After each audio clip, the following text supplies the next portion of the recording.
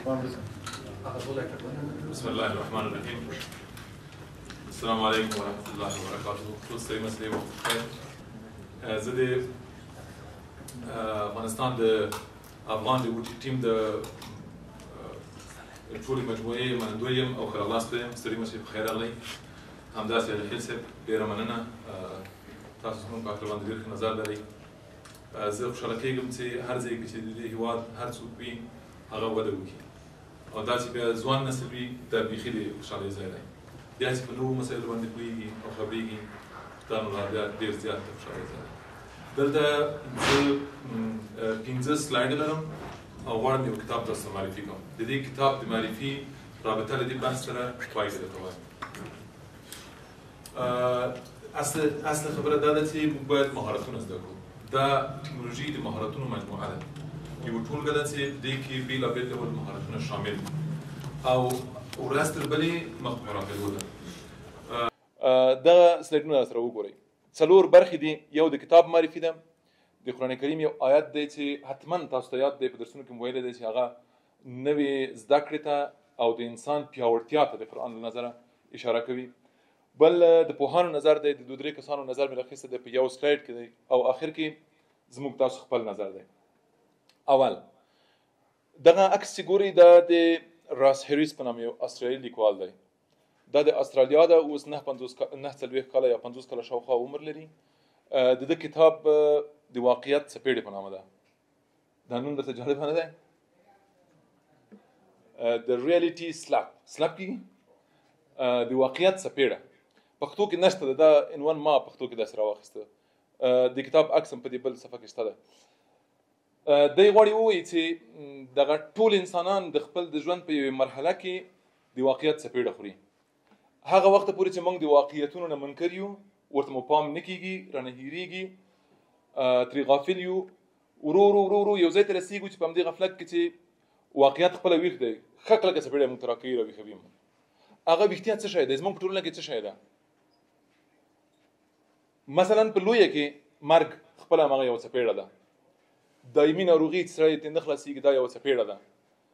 خیانت کول دا یوه څپېړه ده. خو زموږ په ټولنه کې دغه مشران زموږ تاسې پلرونه او نیکونه چې ویلي، ستاسو په مجلسونو کې به یې حتما ویلي کله چې ارمان دی که نه چې ما زده کړه نه ده کړې. که ما زده کړه کړې وای خو داسې به نه وم، یا که تا درس ویلی وای ته به اوس کار پیدا کړی، وظیفه به درلوده. دغه د واقعیت څپېړه ده چې یو وخت کې سړی متوجه کوي چې ښه زه خو له ډریورۍ پرته بل کار نشم کولی. دا د واقعیت څپېړه ده چې په مخ سړی وایي. هغه وخت چې سړی وایي هغه وخت هم که هوښیار اوسي یو څوک بېرته کولی چې واقعیت سره ځان برابر کړي او که نه منزوي کېږي. زما پلار لپټاپ بیخي پیژني نه، هېڅ سره کار نشي کولی. کله چې کتاب لیکي، شعر لیکي، په قلم باندې لیکي. زه یې ورته راخلم ملګري ته یا کورنۍ ته وروڼو ته مې ورکوم چې دا ورته ټایپ کړي. ورته مې لپټاپ کېښود مخکې، هېڅ ورسره نه اشنا کېږي. دا زموږ د نسل بېګانګي د ټکنالوژي نه، زموږ د پلار د نسل، دغه تېر نسل. زموږ هم همداسې، وروسته ستاسو هم همداسې. که ټکنالوژي سره ځان بلد نه کوي، واقعیت ښه کلکه څپېړه سړي ته ورکوي. ممکن بعضې وخت داسې وي چې هغه څپېړه داسې وخت کې وي چې له هغې وروسته سړی بېرته روغ نه شي بیا، ځکه دا ټولنه خو ډېر ملاتړ نه لري که نه چې بېرته سړی راروغ کړي بیا. هغه وخت به له هغه نه غورځېدلی وي. په دې کتاب کې 4 هغه لري، تېر شو 2 مورد یې اخوتې دي. دا د کتاب د فارسي ته ژباړه ده. دې کتاب کې 4 ډېرې مهمې خبرې دي. اول، خپل وضعیت چې کوم ډول لرئ دا اول ومنئ تر څو به باندې کار وسې کولی. دا یو. خپل اوسنی وضعیت ومنئ، یعنې خپل ځان وپېژنئ چې زه دغسې وضعیت کې یم، دغسې کورنۍ لرم، دغسې عمر لرم، دغلته زده کړې کوم، دغه مجموعې سره ارتباط کې یم. اول په دې باندې وپوهېږئ. دا یو. دویم، په سختو شرایطو کې، په بد وضعیت کې او کله چې تاسو فشار لاندې یاستئ، هغه وخت کې د مقاومت کولو هنر باید زده کړئ. څنګه اوسې کولی مقاومت وکړئ، ونه بایلئ. څنګه مایوسۍ په وخت کې ځان تسلیم نه کړئ. د امتحانونو په وخت کې یو تعداد کسان ډېر ویښ شي، یو زیات کسان نور بیا ډېر سخت خفه بد وضعیت کې. جګرخونه یې ورته غلط بېنظمي، هغه تقسیم اوقات ډېر بېنظمه کېږي، څوک چې ورته له مخکې نه آماده نه وي. هماغه د واقعیت څپېړه ده که نه چې پرېږدئ درس، پرېږدئ امتحان ته، امتحان وخت چې راسي ناکامه شي بیا. هماغه د واقعیت څپېړه ده، بل شی خو نه ده که نه، همدغه ده که نه. بیا وایي چې منفي احساسات چې کله تاسو لرئ دا بدل کړئ په پوټنشیل او په انرژي باندې. هماغه وخت کې چې کسل ناست دی چې نه شي کولی، هماغه وخت کې ځان ته دا تلقین کړي چې ته کولی شې که پورته شې او له کوچني نه شروع کړې، تر ټولو وړ مورد نه شروع کړې. دا کولای شي او کنه بیا هم د واقعیت څپېړه ډېره خطرناکه ده او وروستۍ دا ده چې خپل ژوند ته داسې یو لوری واخلئ چې خلک در باندې افتخار وکړي دا هم یو ډېره بده ده چې ټول عمر دې تېر کړی وي په کورنۍ باندې هم تاوان اوسي په ټولنې باندې هم تاوان اوسي پلار او مور باندې هم تاوان اوسي هېڅوک در باندې افتخار ونه کړي دا ژوند خو بیا ژوند نه دی هغه وخت ژوند دی چې بل دې یاد کړي صفت دې وکړي افتخار در باندې وکړي اخلاقي معیارونه ولري په خپل ژوند کې اخلاقي معیارونه یوازې ښه او بد نه دي زموږ په ذهن کې داسې جوړ شوي دي اخلاقي معیارونه دا دي چې ژوند د هدف ولري یعنې ته د یو هدف لپاره ژوند کوي دلته دا مجموعه تاسو ګورئ دی یا د کمپیوټر ساینس محصلین دي یا فارغ شوي دي یا د دې برخې علاقمندان دي شپه ورځ د سپېڅلم 15 کاله کېږي شپه ورځ همدغه مسله یو کړې ده خو دوی هم همداسې کورنۍ لري همداسې کولی شي لکه تاسو غوندې لاړ شي انرژي وڅکي مثلا خپل وخت ضایع کړي مثلا نور تفریحات ته ورسي مګر ما نه دي لیدلي ما د خوشحال تقسیم اوقات لیدلی دی چې کله مې ورته پنجشنبې زنګ وهلی دی یا که څه کار مې ورسره موږ نن شپې ته برنامه لرو کله کله راته اول کې ډېره جالبه ښکارېده بیا وروسته زه ډېر باوري سوی یم ډېر متیقن یم چې ډېرې ګټورې برنامې درلودلې دي د جمعې شپه تر سهاره پورې تر ناوخته پورې کښېنئ پراکټیسونه وکړئ په دې خاطر چې موږ ویډیو ثبتوو چې باندې غږ نه وي په دې خاطر چې موږ خپل دا درس غواړو نور ته یې ورسوو څومره هدفمنده کار دی اصلا یو څوک د دې پلرونه په دې باندې افتخار کوي چې زموږ داسې شیان جوړوي همدغه همغه اخلاقي هغه ده اخلاقي هدف دی چې لري د دې کتاب یو مهم پیغام دا کتاب موږ پښتو کې نه لرو متاسفانه کاش کې پښتو ته ژباړل شوی وای او کاش کې بیا لوستونکي درلودلی چې لوستلی ما یې اوس لنډیز راواخیسته 4 مهمې خبرې د دې کتاب اړوند او دا اخره په دې کتاب په اخره خبر دا چې که دا اوس هم بېغوري وکړي په خپل کار کې بېتوجهي کوي درته مهمه ښکاره نیسي یو ورځ نه یو ورځ دا څپېړه په مخ لګېږي درته او هغه وخت بیا همغه وخت دی چې لکه موږ تاسو پلرونو ډېر ویلي دي کاش کې مې خپل د استاد خبره اورېدلی کاش کې مې خپل په هغه وخت کې مې سره لاسه کېدی هغه وخت کې مې ویلی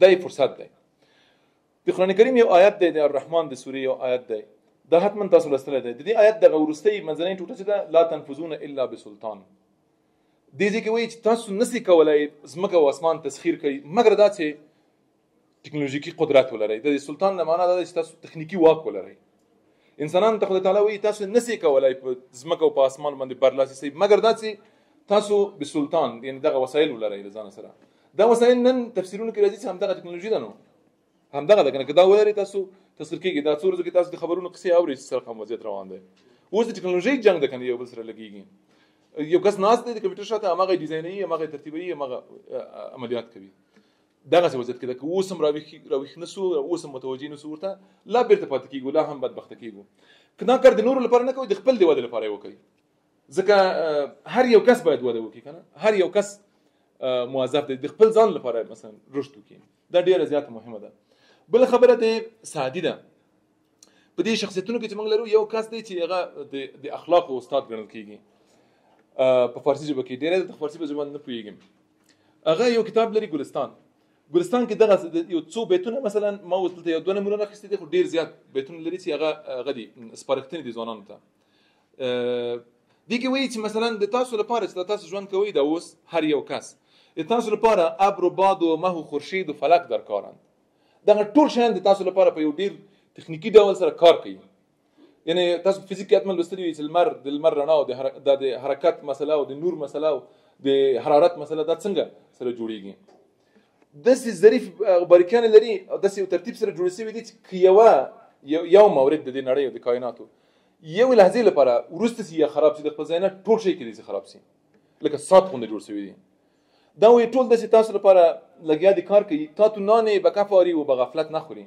دا نو په دې معنی نه ده چې ته ډوډۍ پیدا کړي او بیا په غفلت سره وخوري دا داسې نه ده اصلا داسې باید نسي یعنې مطلب چی کېږي همه از بهر تو سرگشته و فرمان بردار ټول د تا لپاره ولاړ دي او اطاعت کوي د تا د ژوند لپاره سیټ شوي دي جوړ شوي دي شرط انصاف نباشد که تو فرمان نبری بیا دا نو انصاف خبره نه ده چې دا ټول د تا لپاره کار کوي او ته بیا دا ټول ضایع کوي او لغوه کوي او خرابوي یعنی بیا که داسې نسي سعدي دا خبره نه ده کړې ځکه دا مخکینی دی نو اوسنی زموږ لیکوال وایي هریڅ چې بیا څپېړه خورئ د واقعیت د نړۍ د ژوند څپېړه په مخ لګېږي افغانانو ټولو تاریخي څپېړه خوړلې لکه په ځان باندې راسي دا اوس د مباح علم برکت دی دا د مباح علم برکت دی چې وضعیت دغسې دی که نه موږ داسې د قرن هغه اصلي ګودال ته لویږو غورځېدلي یو چې همدغه د واقعیت تاریخي څپېړه ده که نه چې که نه یې کوئ که نه ورته متوجه کېږئ بېرته پاتې کېږئ همداسې او بیا نو هېڅ هغه نشته ده بل لوری نشته ده خوشحال د خوشحال 2 خبرې هر ځای کې چې زه خبرې کوم که د خوشحال خبرې ونه کړم زړه مې نه قرارېږي. خوشحال خان وایي که څوک بخت او هنر دواړه راته کېږدي، یعنی څوک په بخت او تقدیر باندې ځان کامیاب ګڼي یا د پلار په میراث باندې، که څوک دا ماته کېږدي او هنر یعنی مسلک او زده کړه او دا شیان، که څوک دا دواړه ماته کېږدي زه خوشحال به پکې غوره کړم هنر. ما لپاره دا نه دی پکار چې مثلا میراث شی دی یا تیر نه راته پاتې شی دی یا بخت مې څنګه دی. زما لپاره دا ډیره مهمه ده چې زه خپل مسلک ته کار وکړم، زه به پکې غوره کړم هنر. دا یو ډیر ستر انسان خبره ده چې زما لپاره او د ډیرو نورو لپاره پیغام ده. اوس موږ تاسو د خپل ژبې کاست دی د پردیو نه اورو نه منو.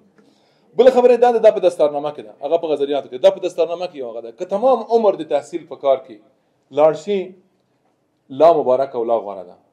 او دا ډیره ښایسته خبره ده. زموږ په تاریخ کې د پښتنو په تاریخ کې د 400 کاله مخکې دا خبره ده. کوم شی چې موږ اوس هم په باندې فکر کوو چې زده کړه نه پرېږدم ضروري ده که نه ده، اوس هم فکر کوو چې کېدای شي زده کړه به خو مهمه ده، نو یو اندازې پورې مهمه ده، یو اندازې پورې نه ده مهمه. دا څپېړې چې وخوري بیا درته ښکاري چې څومره مهمه ده. بیخي ډېره مهمه ده چې ټول عمر باید زده کړي سړی، ټول عمر. زما په نظر دا خبره بیخي سمه ده. هغه وایي حدیث کې هم دي چې یو مقوله هم ده، تاسو د ترانه هم اورېدلې ده، اطلب العلم من المهد الى اللحد. زده کړه وکړئ د زانګو نه تر مرګه پورې، تر قبره پورې، ګوره پورې. دا ډېر هغه دی. او وروستی اصلي چیز دی مسلک دی. هنر همغه اصلي مسلک دی چې باید زده کړئ. دلته د مسلک خبرې نن کېږي. درته نن یو ټیم راغلی دی تاسو ته وایي چې د تخنیکي لحاظه دا قوانین د نړۍ دي، د نړۍ قوانین دي، وزن، کشش، جاذبه، فشار، حرکت، دا د نړۍ قوانین دي. که دا تاسو زده نه کوئ او عملي نه کوئ، ته استفاده ونه کوئ، کار نه کېږي. یو چا راته پرون وویل، لکه چې خوشحال صاحب وویل، که چا وویل نه پوهېږم، وایي زموږ د محافظت وسیله نه ده دغه سپر چې موږ ځان ترې نه ساتو د بل نه، تعویضونه دي. تعویض قانون کې د نړۍ نشته ده اصلا. دا دیني علومو کې مو وایي چې دا غلط دی، اصل یو برخه پرې باندې هغه کسان چې دکانداري کوي همغه چلان دي باندې. اصلا ګورئ تعویض څوک نه ساتي. خدای تعالی د نړۍ ته قوانین لیکي دي. ساینس کې دا قوانین لوستل کېږي. قانون دی چې راکټ مرمۍ در باندې راغله در باندې لګېږي، ته داسې نشي کولی چې مخکې درېږم دا ما باندې نه لګېږي ځکه چې ما سره تعویض دی. دا ډېره غلطه خبره ده. ساینس قوانین دي. نن تاسو دا ټول قوانین لولئ. دا قوانین ټول اندازه کړي دي په متر باندې، په متراژ باندې. زه په فزیک او کیمیا کې الجبر کې ریاضي کې نه پوهېږم، او استادان دلته ناست دي هغوی به راته بیا ووایي چې غلط مې وویلې. خو دغه د ساینس ټولې فورمولې په دغسې ټکنالوژیکي برخو کې استفاده کېږي او هغه بېرته تړل کېږي د طبیعت قوانینو پورې. د طبیعت قوانین زده کړو، د هغې نه استفاده وکړو. دا اوس موږ چې کومه فضا کې دلته خبرې کوو ډېره ګرمه فضا ده. که دغه وطن خپله د طبیعت په قانون باندې پوهېدلی او خپل ساینس پوهانو ته یې وخت ورکړی وای، دا شیانه جوړول چې څنګه د طبیعت د قانون نه په دغسې وخت کې چې اوړی دی دلته هوا قیدېږي څنګه استفاده وکړو چې وضعیت بدل شي. نن دا ټیم راغلی دی تاسو ته به خپل پروګرام وړاندې کړي. که تاسو پوښتنې او نظر لرئ ورسره مطرح کړئ او په وروسته کې بیا ادارې سره په ارتباط که څوک علاقمند و دوی به خپل هم درته ووایي، بیا کولی شئ ورسره ارتباط واخلئ. کوم وختونو کې درته سیمینار ولري، درسونه ولري، آنلاین زده کړې درته ولري، نږدې نه وړیا او ډېر ښه پروګرامونه درته چې تاسو ته ټولو ته ګټه لري. یو ځل بیا د ټولو مننه کوم. ډېر زیات تشکر. سلامت.